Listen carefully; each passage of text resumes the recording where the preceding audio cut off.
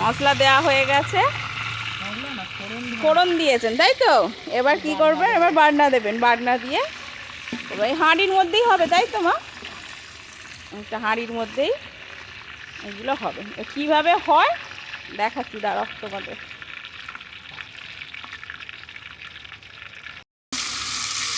গেল, এখানে কি দিলেন মা? জিরে, জিরে বাটা দেওয়া হয়েছে, এবার দিচ্ছে, এবার কি দিচ্ছেন? আদা বাটা দিয়ে দিন, দিয়ে দিন। হ্যাঁ, এবার হাঁড়ির মধ্যে যাচ্ছে আদা জিরে, এবার যাচ্ছে লঙ্কা গুঁড়ো,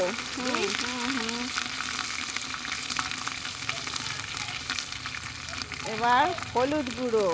এবার মশলাটাকে ভালো করে কষাতে হবে তাই তো। মশলা কষাক মা, তারপর তোমাদের সঙ্গে দেখাচ্ছি যে এরপর কি কি দেয়া হবে।